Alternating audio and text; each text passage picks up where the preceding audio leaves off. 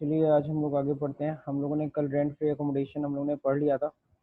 तो rent free accommodation के बाद का क्या टॉपिक है इसको चलिए हम लोग देखते हैं।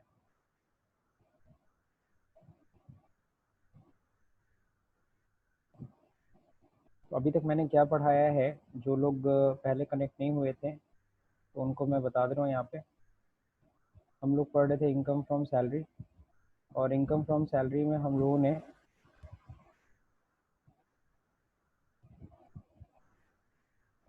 फर्स्ट 2 पॉइंट्स पढ़ लिए थे। अब सॉल्व बताइए फर्स्ट 2 पॉइंट क्या होते हैं। तो चलिए मैं आपको बता दूँ, फर्स्ट 2 पॉइंट का मतलब बेसिक सैलरी कंपुटेशन। अगर हम लोग सैलरी की बात करते हैं तो कंपुटेशन में हम लोगों ने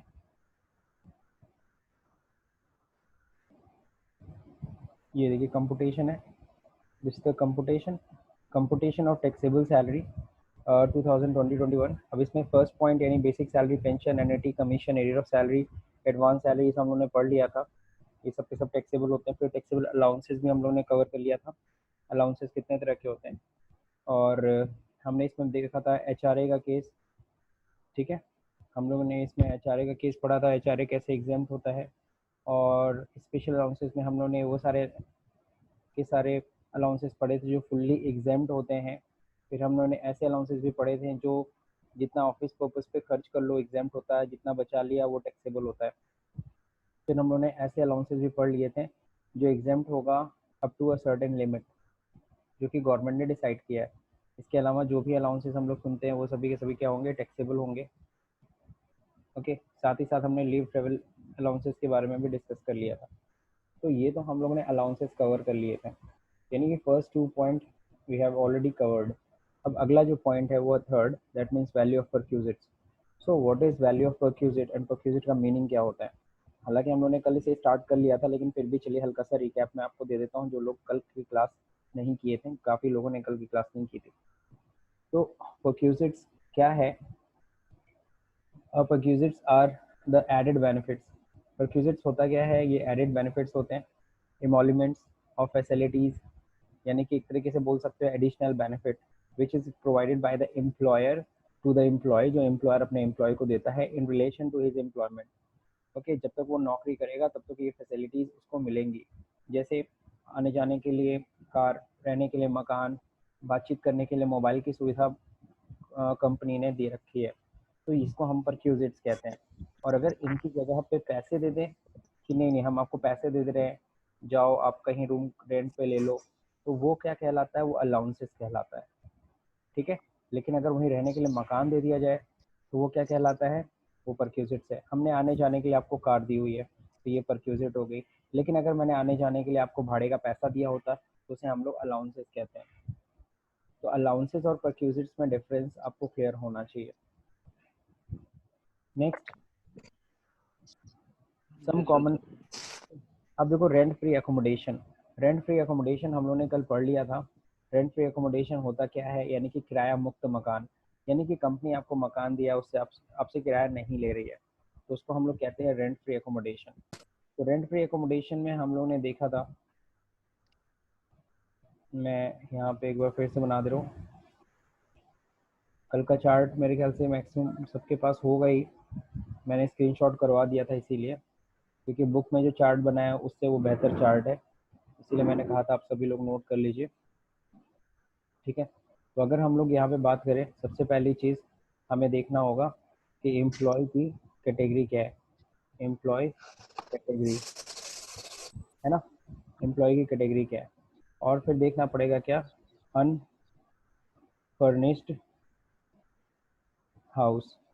ओके, फिर अनफर्निश्ड हाउस को जस्ट लाइक हम लोग क्या करते हैं, इसको हम ए पॉइंट बोल सकते हैं। अनफर्निश्ड हाउस मतलब ऐसा मकान जो सिर्फ खाली, मतलब कि कंपनी कई बार क्या होता है आपको अनफर्निश्ड हाउस देती है, यानी ऐसा घर जिसमें बस रूम है, कुछ भी अंदर फर्नीचर्स इंक्लूडेड नहीं है।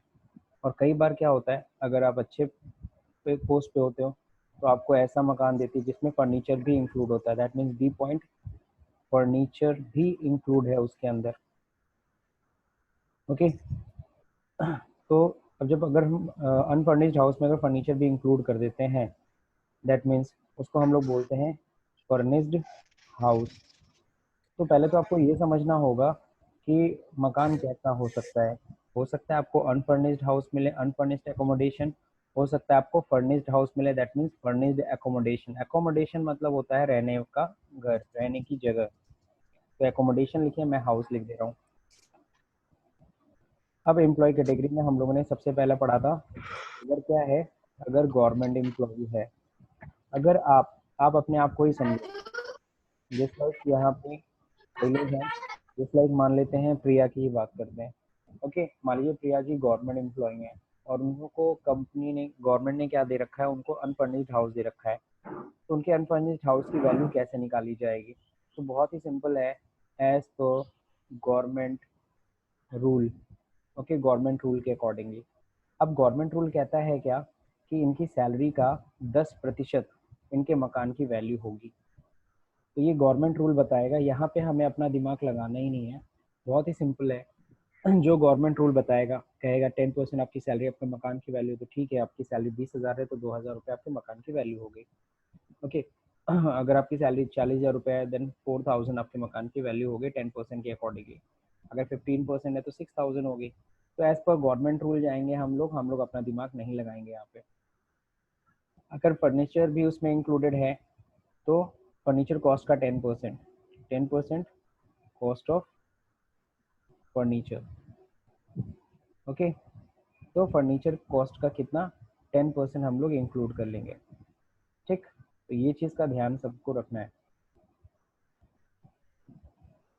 ओके, अब सॉल्व होता है, अगर फर्निश्ड हाउस होता है तो यानी कि क्या करो, बस ए प्लस बी, ए प्लस बी मतलब अनफर्निश्ड हाउस की वैल्यू निकल ही गई 10%, और फर्नीचर कॉस्ट का 10% आपकी फर्नीचर की वैल्यू निकल गई, दोनों को जोड़ दो, आपकी फर्निश्ड हाउस की वैल्यू निकल आएगी। अब हम लोग सेकेंड पॉइंट बात करेंगे नॉन गवर्नमेंट एम्प्लॉय। जैसे कि सबसे ज़्यादा हम लोग को जो केसेस देखने को मिलेंगे वो नॉन गवर्नमेंट एम्प्लॉय के।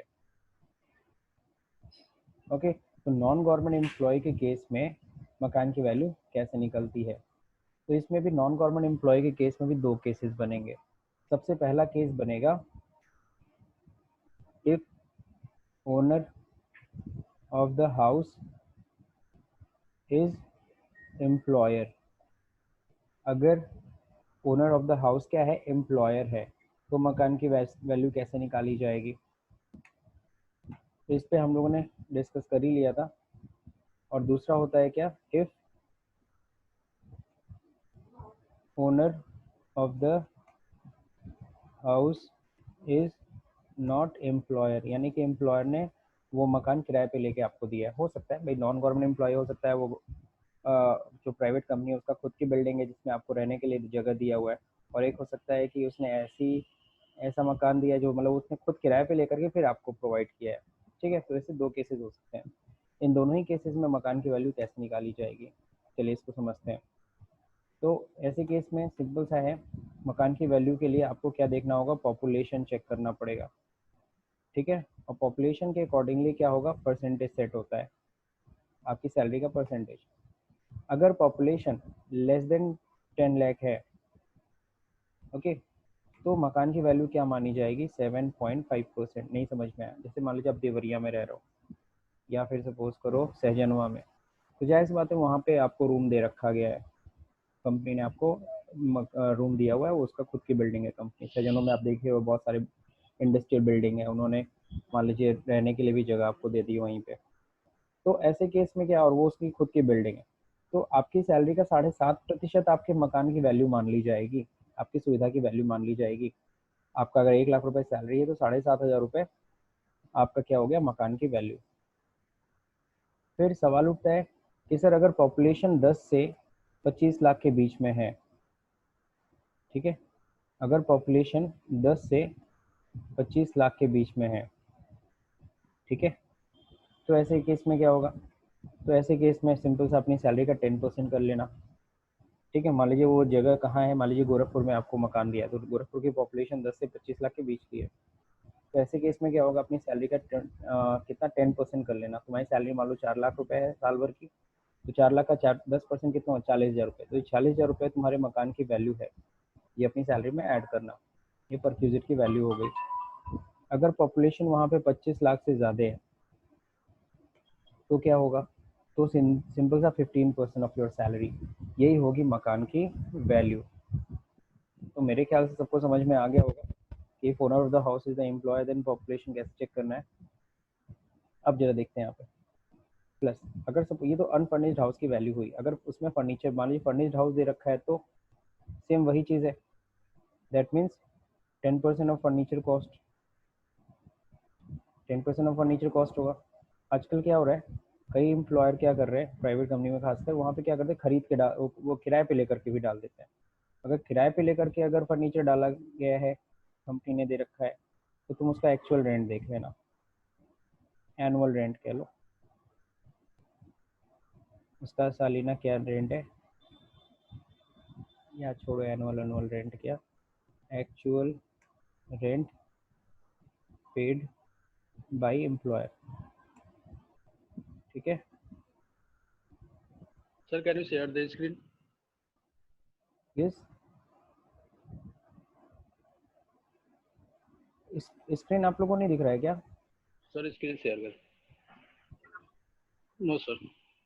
यार इतने देर से मैं बोल रहा हूँ, तुम लोग कोई बोला ही नहीं, स्क्रीन नहीं दिख रहा है। दिख रही थी सर। दिख रही थी? वो दूसरी स्क्रीन थी। अच्छा अच्छा, यस सर, दिख रही है। तो देखो यहाँ पे सिंपल सा है, हम लोगों ने ये समझ लिया कि एम्प्लॉय कैटेगरी होगी, अनफर्निश्ड हाउस है, फर्नीचर्स भी इंक्लूडेड है, फर्निश्ड हाउस है।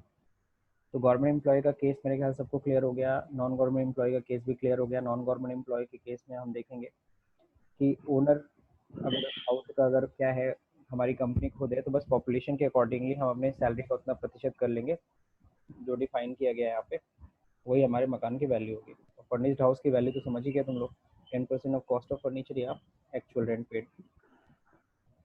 अब इसके बाद क्या आएगा, बस ए प्लस बी कर लीजिए, दैट मीन्स अनफर्निश्ड हाउस की वैल्यू और फर्नीचर की वैल्यू, तो फर्निश्ड हाउस की वैल्यू पता चल जाएगी। अब if owner of the house is not employer तो क्या होगा, तो ऐसे केस में क्या होगा, ऐसे केस में सिंपल सा एक फॉर्मूला यूज करना है, लीस्ट ऑफ द फॉलोइंग। अगर मकान का ओनर एम्प्लॉयर नहीं है, इसलिए इसका मतलब है कि मकान किराए पे लेके दिया है कंपनी ने, तो आप क्या करो, actual rent paid by employer, employer ने कितना रेंट दिया आपको। एम्प्लॉयर।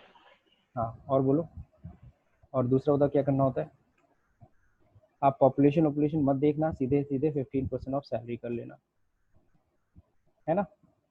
बस इन दोनों पॉइंट में आपको यस सर। कंपेयर कर लेना है। छोड़ो रोमन में लिख देता हूँ, ओके, पहला और ये दूसरा। ठीक है, तो ये हम लोगों ने कर लिया, मेरे ख्याल से किसी को कोई दिक्कत तो है नहीं।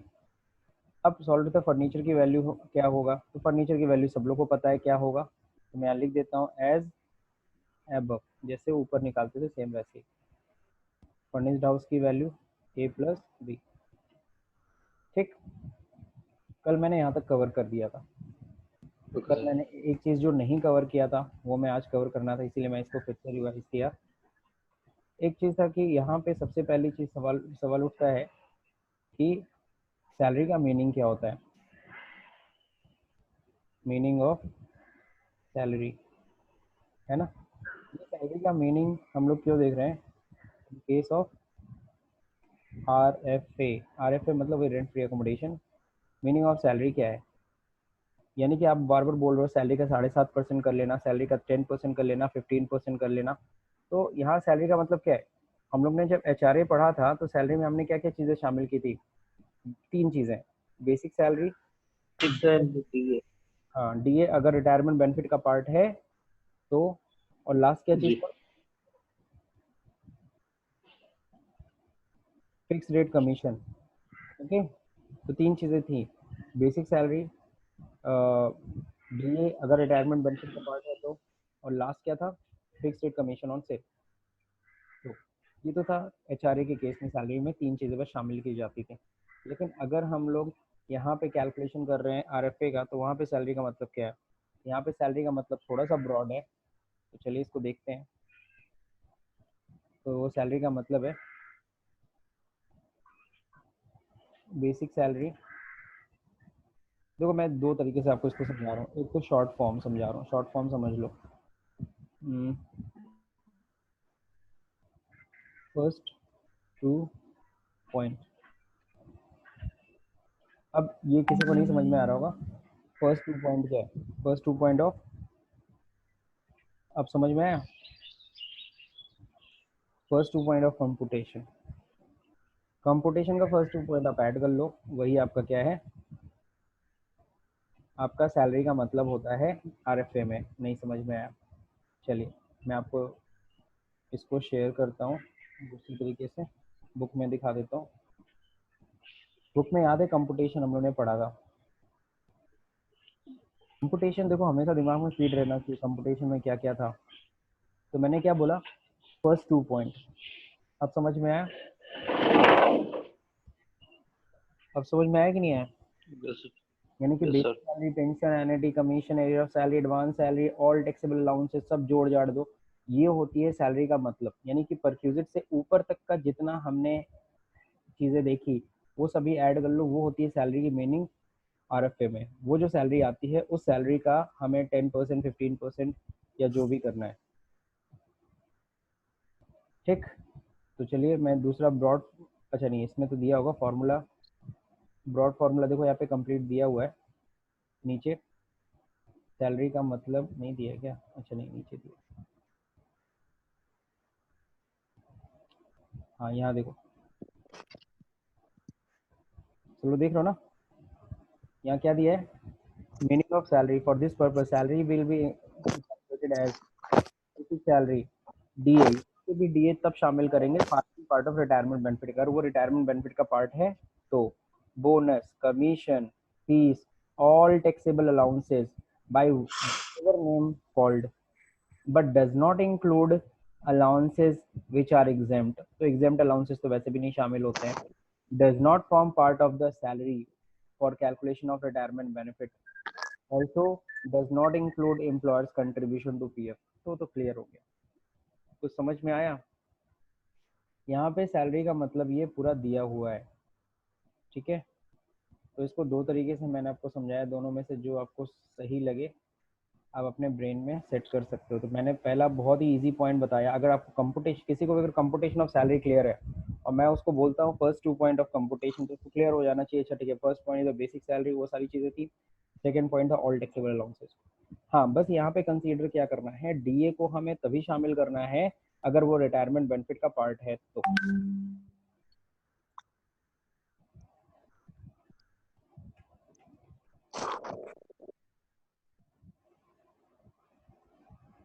ये हो गया आपका बेसिक सैलरी, मैंने यहाँ पे उठा के रख दिया। Basic salary, DA, commission, fees, जितना भी मॉनेटरी मिल रहा है, क्लियर हो गया। अब हम लोग को इसमें एक और चीज़ जो पता नहीं थी वो थी कंसेशनल रेंट क्या होता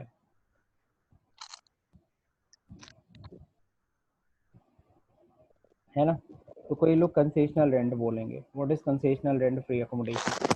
कंसेशनल रेंट फ्री अकोमोडेशन का मतलब होता है कि अगर आपको वो मकान की सुविधा दी गई है, जैसे कि आप लोग जान रहे हो गोरखपुर में जैसे गवर्नमेंट जुबली इंटर कॉलेज है, और रेलवे में बौलिया कॉलोनी है, जो रेलवे के स्टाफ वहाँ रहते हैं, देखा होगा सबने।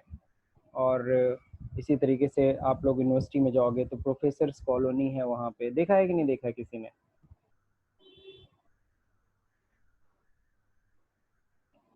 देखा है सर। ठीक है। तो क्या होता है कि उनको जब ये मकान की सुविधा दी जाती है तो कई बार क्या होता है उनकी सैलरी से कुछ अमाउंट काटा भी जाता है, ठीक है। जी जो सर। सैलरी से जो अमाउंट काटा जा रहा है वो अमाउंट माइनस कर दो। जैसे मान लो तुम्हारी सैलरी है, कंसेशनल रेंट देखो हुआ क्या कि देखो जो हम लोग सबसे पहली चीज, मान लो तुम्हारी सैलरी है 4 लाख रुपए।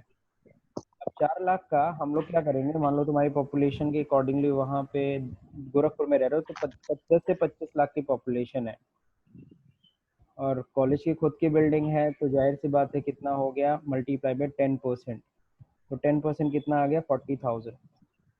तो तुम्हारे मकान की वैल्यू निकल गई 40,000।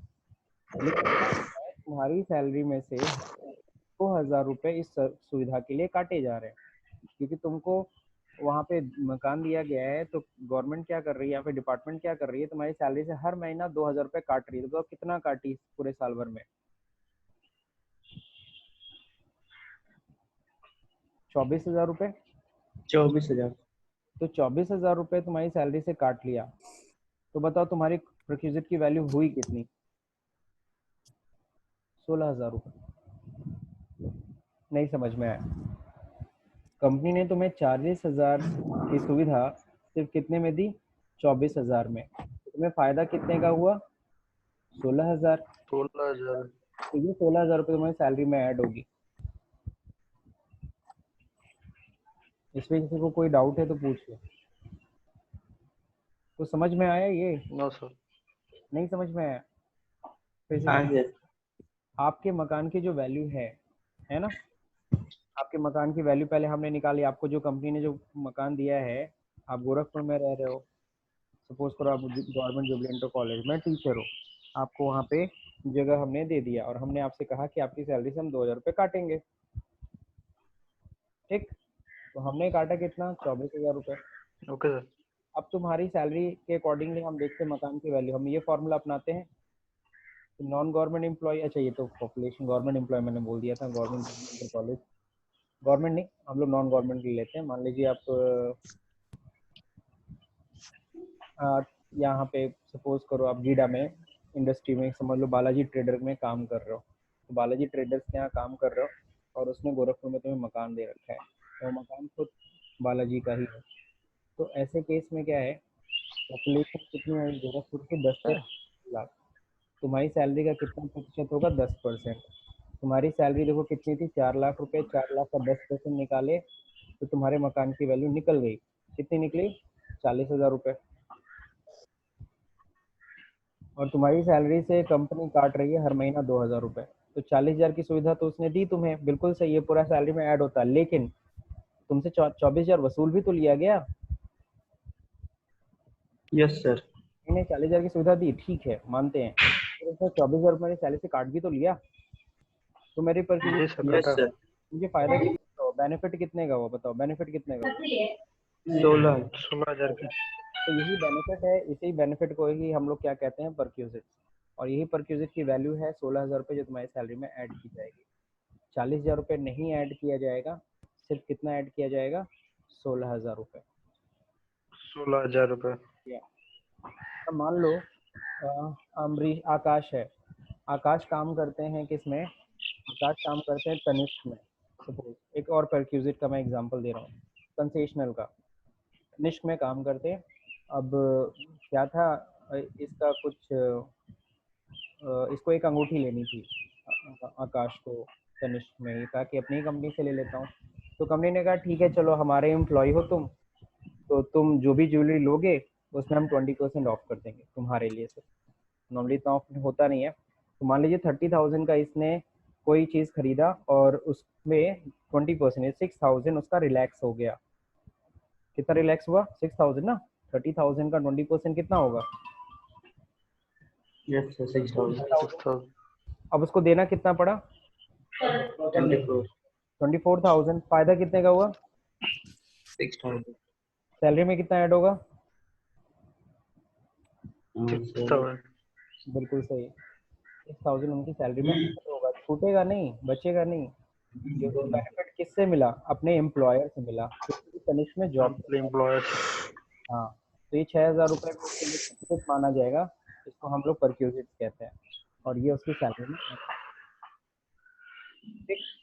और ये था कंसेशनल। कंसेशनल मतलब उसको कंसेशन मिला 6,000 का, इसलिए इसको कंसेशनल बोलते हैं।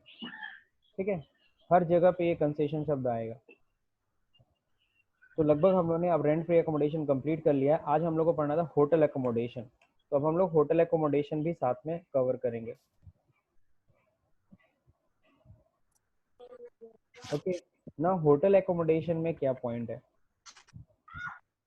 पहली चीज, अगर तुम्हारा जैसे हम लोग बात करते हैं, मान लेते हैं मोहम्मद वसीक है, जॉब कर रहे हैं, है ना, हमारी कंपनी में। फिर क्या हुआ, हमारे दिल्ली ब्रांच में कुछ प्रॉब्लम हुई स्टाफ की, तो मैंने कहा मोहम्मद वसीक काफ़ी अच्छे एम्प्लॉय हैं हमारे, और काफ़ी हद तक काम जानते हैं अकाउंट्स का और टैक्स का। तो मैंने क्या कहा वसीक जी को कि आप क्या कर लो, आप दिल्ली चले जाओ, इमीडिएटली, वहाँ पे एक प्रॉब्लम है और दिल्ली बड़ा ब्रांच है, वहाँ पे संभालना है। तो वसीक तुरंत वहाँ पे शिफ्ट कर गया वसीक। लेकिन मेरी कंपनी की ये प्रॉब्लम थी कि उसकी व्यवस्था नहीं कर पा रहा है कि कहाँ पे वो रहे। दिल्ली में वैसे भी जानते हो रहने की थोड़ी प्रॉब्लम है। तो अब क्या हुआ, वसीक से कहा गया कि वसीक आप कोई होटल आप ले लो, आप वहाँ पे रुक लो, जब तक आपकी रहने की हम व्यवस्था नहीं कर देते हैं तब तक आप कोई किसी होटल में रुक जाओ, ठीक है। तो होटल में रुक तो गए वसीक, अब ये होटल का रेंट कौन देगा? तो जाहिर बात है कंपनी कह रही है तो कंपनी ही देगी। तो कंपनी ने कहा चलिए आपके होटल का जो खर्चा है वो हम दे देंगे, आप फिलहाल होटल में रुक जाइए। ये स्टोरी समझ में आएगी नहीं आएगी? Yes sir. ठीक है। अब अगर उस होटल में लेस देन 15 डेज है, अगर 15 डेज तक कंपनी ने रोका, 15 दिन के अंदर तक, तब तो वसीक की सैलरी में कुछ भी ऐड नहीं होगा, कोई परक्यूजिट्स बनी ही नहीं। लेकिन अगर मोर देन 50 दिन से 15 डेज, समझ रहे हो, मोर देन 15 डेज अगर होटल यस सर। में स्टे करा है, होटल, एक फाइनेंशियल ईयर की बात हो रही है, किसकी बात हो रही है? एक फाइनेंशियल ईयर। तो एक फाइनेंशियल ईयर में अगर हमने आपको मोर देन 15 डेज अगर होटल में रुकवाया कंटिन्यूअस, तो ऐसे केस में क्या होगा, ये भी एक परक्यूजिट मानी जाती है। Then it will become a perquisite. More than 15 days है, इसलिए परक्यूजिट्स का पार्ट हो गई। अब सॉल्यूट पे सैलरी में कैसे इसका कैलकुलेशन कैसे होगा, क्या सैलरी आप ऐड कर लोगे हमारे मोर देन, मान लीजिए हमको कहीं 20 दिन हमें रोकना पड़ गया होटल में, कंपनी ने रुकवाया, अब मेरी सैलरी में क्या ऐड करेंगे, चलिए देखते हैं। इसके लिए बुक देखते हैं, बुक में रेफर करते हैं। तो बुक में देखिए चार्ट में यहाँ पे बहुत ही क्लियरली लिखा हुआ है होटल एकोमोडेशन, सब लोग देख रहे होगे, 20% ऑफ सैलरी या फिर होटल चार्जेस, सिर्फ और सिर्फ ओनली स्टे चार्जेस, सिर्फ स्टे चार्जेस देखिएगा। यानी आप होटल में खा रहे हो, पी रहे हो और सर्विसेज ले रहे हो, उनकी बात नहीं हो रही है, सिर्फ और सिर्फ stay charges, which ever is lower, ठीक है। तो बहुत सिंपल सा यहाँ फॉर्मूला आ गया, तो मेरे ख्याल सबको समझ में आ गया होगा। Least of the following is the value of perquisites. कई लोग पर्क्स भी बोलते हैं, तो कोई पर्क्स बोलते तो कुछ और मत समझना, वही पर्क्स मतलब परक्यूजिट्स, चॉकलेट नहीं खाने वाला। अब जो देखो यहाँ पे सबसे पहला क्या है, 24% ऑफ योर सैलरी, तो 24% ऑफ सैलरी कर लेना। सर सैलरी का मतलब क्या है? सर सैलरी का मतलब ऊपर बता चुका हूँ, सैलरी का मतलब यही वाला जो ऊपर पढ़ा था अभी हम लोगों ने, ठीक है। नेक्स्ट क्या है,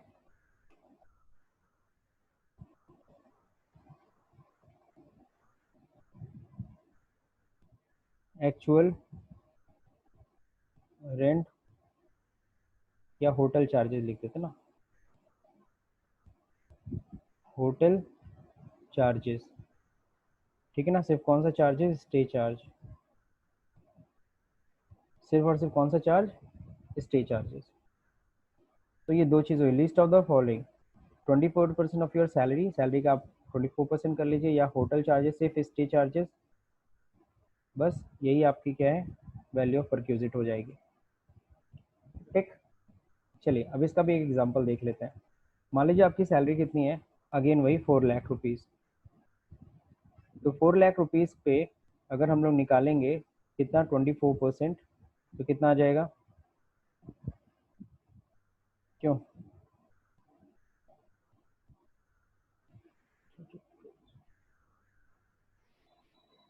$96,000, ओके, 96,000 ही होगा ना, सही है। तो 96,000 हो गया, ये आपके 24%। दूसरा नंबर, आपको होटल जहाँ ठहराया गया था, एक दिन का भाड़ा था वहाँ 3,000, और आपको कितने दिन ठहराया गया वहाँ पे, करीबन 30 डेज। तो कितना हो गया यहाँ पे 90,000। अब बताओ परचेज की वैल्यू कितनी निकली जो दोनों में से कम है 90,000। और अगर यहाँ पे अगर आपको रुकवाया गया होता 60 दिन, सपोज 60 दिन रुका दिया गया आपको, तो 1,80,000 रुपये का रेंट भाड़ा दिया कंपनी ने, होटल चार्जेस, लेकिन क्या 1,80,000 रुपये तुम्हारी सैलरी में ऐड हो जाएगी? नहीं, बोला जो दोनों में से कम है। 96,000 से ज़्यादा तुम्हारी सैलरी में ऐड ही नहीं हो सकता। पॉइंट सबको समझ में आ गया ये? Yes sir. एकोमोडेशन तो बस क्योंकि थोड़ा कॉम्प्लिकेटेड पॉइंट्स हैं, इसका स्क्रीनशॉट लेना है तो बताओ। ले लिया सर। ले लिया? बड़ा तेज है यार तुम लोग। पूरा आ रहा है ना पिक्चर? हाँ अब ले लो जिसको भी लेना है। ये कंप्लीट है।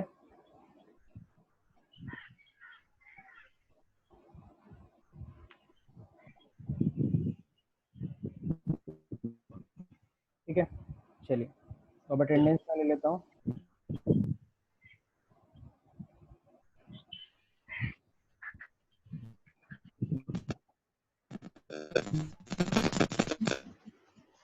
आकाश? Yes sir. अगली क्लास कितने बजे से है? 11 बजे से। 11 बजे स्टार्ट हो जाती है ना? Yes sir.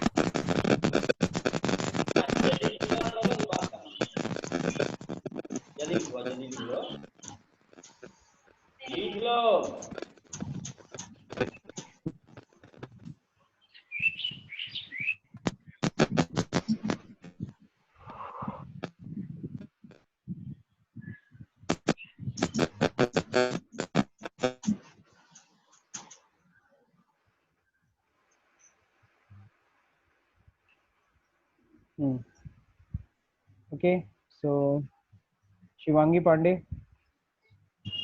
Present sir.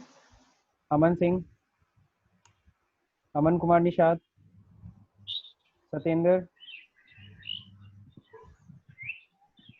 अफसाना, आकाश श्रीवास्तव, यस सर। अलायना, अलायना आई थी जी, अमरीश, प्रेजेंट सर। हाँ अमरीश प्रेजेंट है, अंकुर पांडे, मंतोष, वसीश, यस सर। पलक, पूजा।